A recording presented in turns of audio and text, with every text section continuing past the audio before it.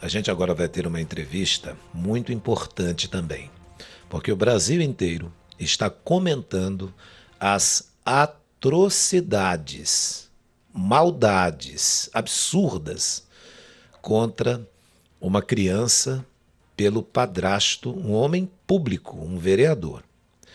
A morte do menino Henri Borel, ou Henri Borel, de 4 anos de idade, no Rio de Janeiro, criou um alerta em relação a agressões contra crianças, especialmente durante a pandemia, quando as famílias estão no chamado isolamento social.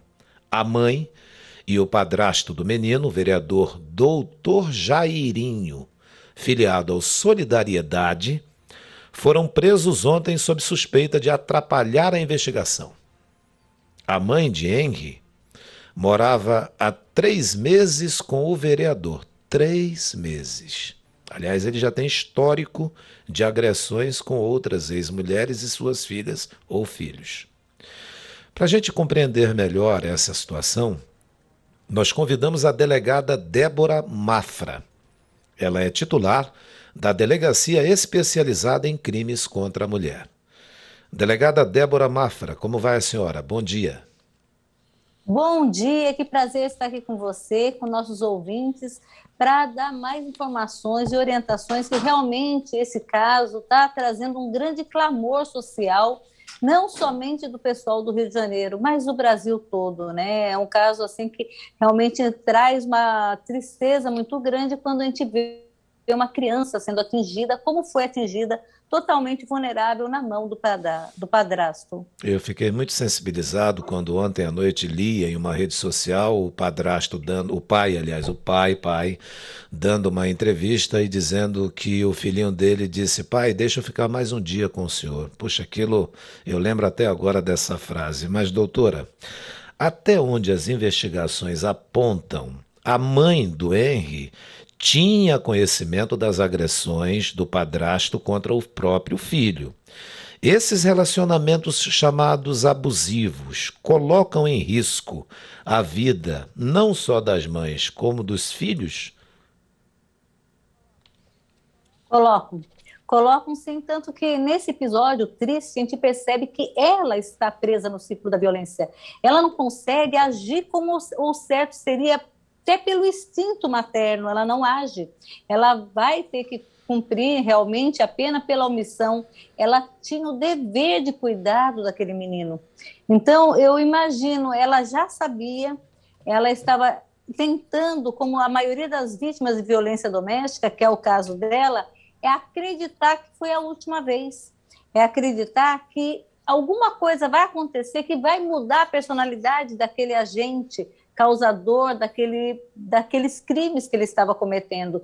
Então, ela preferiu encobrir aquilo de todos, né? Ficou só ela e a babá sabendo, e eu acredito com a esperança de que o doutor Jairinho mudasse a atitude. Não, daqui a pouco ele vai pegar amor na criança, que sempre é assim. Esses são os relatos que eu ouço direto, Patrick, direto mesmo, e na delegacia. Não, eu esperava que ele mudasse, eu esperasse que, se a gente tivesse um filho, ele ia pegar amor no outro filho que eu já tenho. Na verdade, eu gostaria que ele tratasse o meu filho como se fosse filho dele. Ou, pior, não, ele está, na verdade, educando como se fosse filho dele. Essa é a forma dele educar. Na verdade, ele já tem amor no menino, mas ele quer ser pai do menino. Então, não tem desculpa para o crime. Mas isso aí são exemplos e coisas que eu ouço e acredito que aconteceu nesse caso, a ponto dela conseguir o tempo todo negar a autoria do crime, que ficaria muito melhor. Ela preferiu continuar o relacionamento com esse rapaz que matou o filho dela do que chegar a poder denunciá-lo, a falar o que estava acontecendo, por isso que o garoto morreu. Pois é, e não é o primeiro caso dele, né? Porque isso despertou a denúncia de outras ex-companheiras do próprio aspas, doutor Jairinho, que começaram a falar também, a explicar toda essa situação. Agora, delegada Débora Mafra, com o fim de um casamento, tanto a mulher quanto o homem ficam livres para seguir a vida, para encontrar outros parceiros ou parceiras, mas quando há filhos, quando existem filhos, isso se torna um pouco mais delicado. As crianças, elas ficam vulneráveis a essas agressões de padrastos ou madrastas? Olha, ficam, por isso que é uma orientação muito boa. Eu gostei desse pronunciamento seu, porque quando você se separa e já tem filhos, você tem que ver muito bem com quem você vai se relacionar. A personalidade daquela pessoa vai contar em muito com os teus filhos. Os teus filhos são primeiros na sua vida. Não tem divórcio de mãe com filho, nem pai com filho. Então, eles sempre serão seus filhos. E você sempre terá que ter uma responsabilidade maior, principalmente quando eles são crianças. Então, nós temos que notar violência, agressividade e a parte de abuso sexual, que tem acontecido muito, de padrastos que chegam a abusar sexualmente de crianças e adolescentes que são enteados. Então, são coisas que, na verdade, você traz para casa o inferno.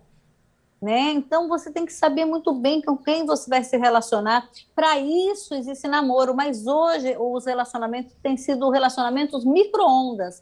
Você conhece num dia e já está com ele na mesma noite na tua casa. Ou na casa dele, você, seus filhos, né?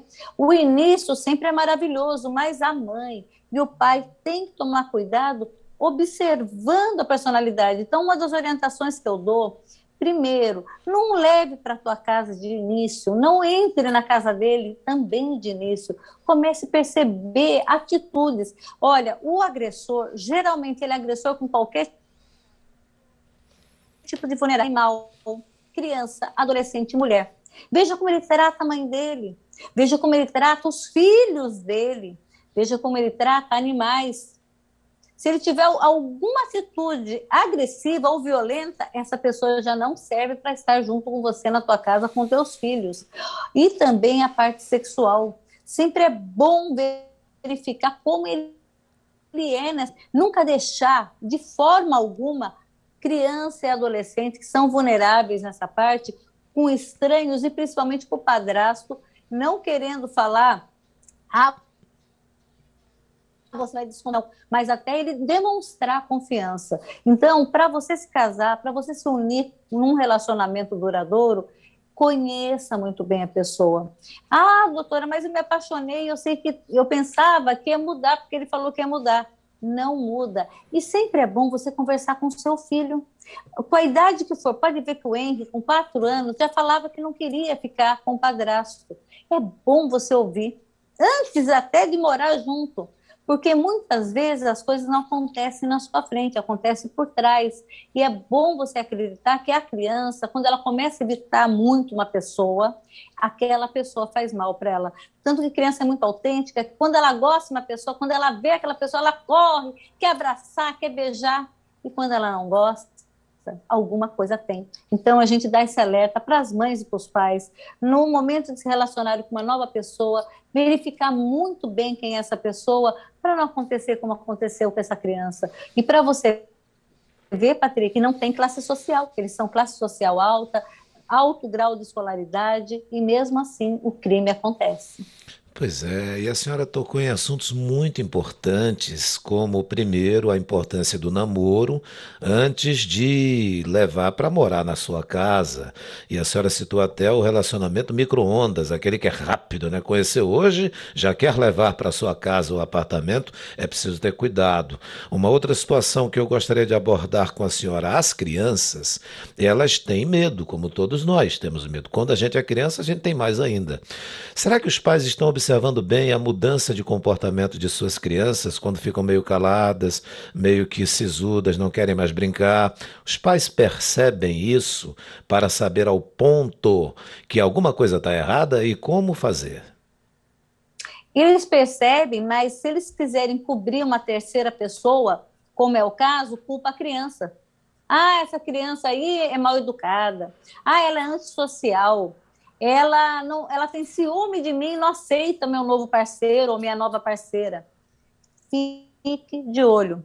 Pode ser realmente que no início até a criança sinta um pouco esse desconforto, porque ele tinha a mãe só para ele, o pai só para ele, mas no momento que ela começa a realmente sempre expelir aquela terceira pessoa, é bom conversar com a criança. Olha, eu sempre falo, escolha sempre os seus filhos, eles não pediram para nascer. Então, você num novo relacionamento, você tem todo o direito do mundo, mas você não tem direito de fazer os filhos menores e os vulneráveis sofrerem tanto abuso físico quanto abusos sexuais, trazendo a morte. Esse caso só está sendo revelado porque a criança morreu, Patrick, senão não estava sendo revelado. É isso que me dá uma tristeza muito grande, porque quantas e quantas crianças nesse momento estão sofrendo abuso dentro de casa. Teve um caso recentemente Por também seus braços, fora. inclusive pelos próprios pais. Tanto que já teve criança que morreu porque o Conselho Tutelar não tirou o pacto em poder dos pais, que ele sofria na mão da mãe. Então, fato. A gente já viu isso, temos que tomar cuidado. E tem o Disque 100. Vizinhos, se ouviram alguma coisa, Disque 100, é Disque Denúncia Anônima. Então, vai ter pelo menos a polícia ali, os direitos humanos presentes para verificar o que está acontecendo, que não é denúncia infundada, não. É bom ter uma investigação antes que outra criança venha morrer. É muito triste que esse lado está sendo exposto, mas após a morte do Henry. E é como você falou, o pai do Henry, eu imagino até a dor de consciência dele, que era o dia dele deixar. Ele era um homem, que a gente vê, que cumpre acordos. Era o dia de entregar a criança, mesmo a criança não querendo, ele tinha outras ocupações e ele estava fazendo o correto. Interessante que a mãe já sabia, ela dá uma dica quando ela até pede para o marido falar para ele, na verdade, aceitar voltar para casa e não chorar. Quer dizer que toda vez que ele chorava, ele apanhava. Pois e a criança não é para ser espancada de forma alguma. Tem várias maneiras de educar. Tira a coisa do seu filho. Olha, hoje você não vai jogar videogame.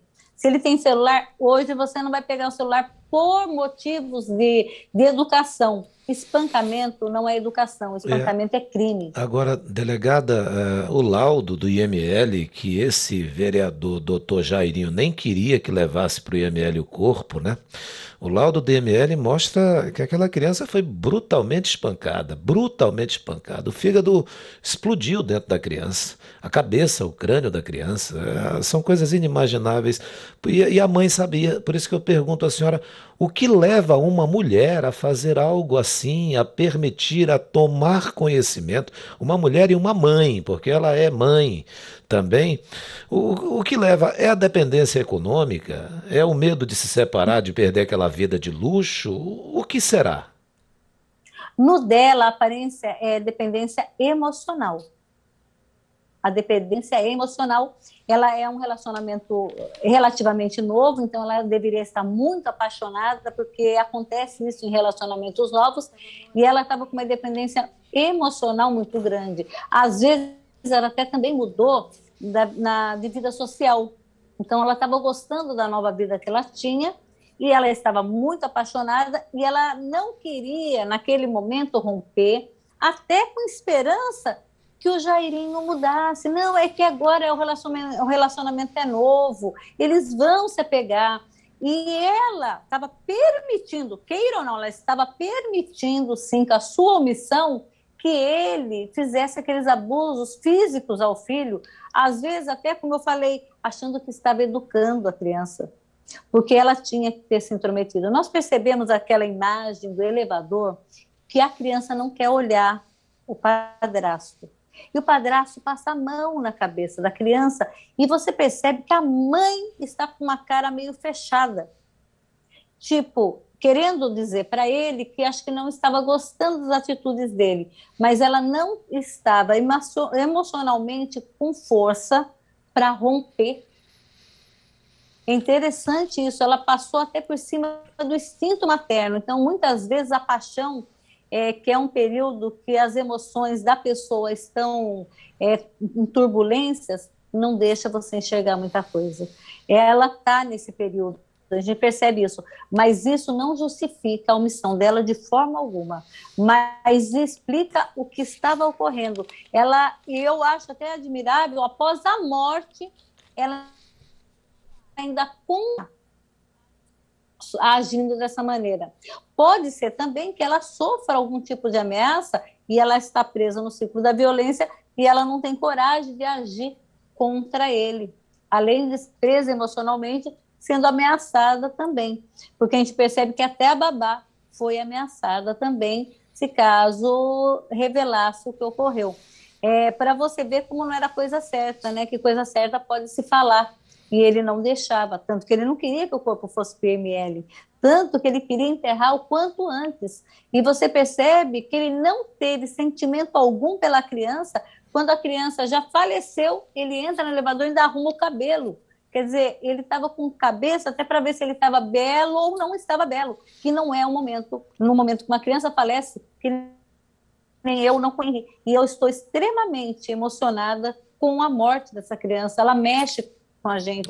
Quando você vê as imagens, você fica assim, parece que você poderia ter feito alguma coisa e nós não poderíamos ter feito nada, nós nem o conhecíamos, mas traz um sentimento para a gente, uma tristeza muito grande, principalmente como você falou, Patrick, que morte horrível, na pancada. Imagina a dor de estourar um fígado, a cabeça. Ele estava com dor no corpo todo, ele era magrinho, ele levou muito chute, muito soco, muitos assim, pontapés, jogar no chão, alguma coisa Pois aconteceu é, esse nível de agressividade. e não foi a primeira vez, né? Tanto que a criança não queria ir para casa lá para a volta da mãe, falou para o pai: posso ficar mais um dia com o senhor, enfim. Agora, ela também, quando o filho faleceu, ela foi a um salão de beleza, né? Ainda foi a um salão de beleza. É uma frieza que a gente fica assustado de ver, né? Como eu falei, ela não estava nem ligando, não querendo a julgar. Será que para ela foi melhor? Será que ela achou que a morte do Henry melhoraria até o relacionamento dela com o Jairinho? Será? Fica aí essa pergunta no ar. E outra coisa, para você ver, após a morte do Henry, até a antiga companheira chegou a denunciar fatos que ocorreram com a filha dela. Por isso que a gente fala, denuncie na época. Se ela tivesse denunciado à época que a filha foi abusada fisicamente, poderia ter evitado a morte do Henry, que às vezes a justiça já teria feito algo. Ela não fez errado, ela rompeu o relacionamento, ela fez correto, ela salvou a vida da filha dela, que poderia ter o mesmo destino do Henry. Mas o importante da denúncia, Patrick, é ir até a polícia. Quando nós vamos fazer uma investigação de um caso, a gente estuda os boletins de ocorrência que tem contra aquela pessoa, até para ver qual o nível de agressividade e violência que aquela pessoa tem. Isso é muito importante para nós policiais no início de uma investigação. Então, sempre que acontece alguma coisa, é bom denunciar, porque se já tivesse denúncia dele, seria até mais fácil para a polícia, mas ainda bem que a antiga conseguiu ainda ajudar nas investigações atuais, revelando o que ocorreu com a própria filha. Pois é, e foram importantes também as ações tecnológicas, né, doutora? Porque eles apagaram as mensagens do celular, mas o governo do Rio de Janeiro fez um acordo com uma empresa israelense e conseguiu, através dessa empresa, um equipamento que, mesmo com as mensagens apagadas de forma proposital, viraram provas contra não só esse doutor Jairinho, quanto a própria mãe do Henry, né? E aí eu entro no outro questionamento com a senhora. Quando a criança já começa a dar esses sinais de que está sendo agredida, ficando reclusa, ficando diferente do que habitualmente é uma criança, se a mãe não fizer nada por as situações que a senhora já falou, dependência ou emocional ou financeira, o vizinho, outros parentes que visitam aquela casa, eles têm um dever de denunciar, não é? Tem o dever sim, porque toda pessoa que tomou conhecimento e não fez nada pode entrar no crime de omissão, porque é dever nosso, quando vemos um crime, para você ver, a segurança segurança pública, na verdade, o Estado toma conta, mas é dever de todos também participarem da segurança pública. Então, isso é um tipo de participação. Você está vendo o que está acontecendo, você tem que denunciar sim, principalmente auxiliando os vulneráveis, como idosos, animais, crianças, adolescentes, mulheres que estão presas no ciclo da violência, tem a necessidade dessa denúncia. Um vizinho, essa babá, que tivesse denunciado o que estava ocorrendo ali, que a babá também tinha pleno conhecimento, tanto que ela trocava informações com a mãe, teria que ter denunciado, não poderia deixar de forma alguma. E eu imagino a cena cruel que era passado dentro daquele apartamento, para você ver um apartamento de luxo, pessoas de alto nível cometendo um ato assim, uma atrocidade contra a criança. E a mãe sabendo, é uma coisa que não dá para entender, passar por cima do instinto materno e não fazer nada, ela não agiu, inclusive após a morte, ela não teve nenhuma atitude, como você falou, ela foi ao cabeleireiro, ela não teve uma atitude de revolta contra o agressor e, na verdade, né, o homicida do seu filho.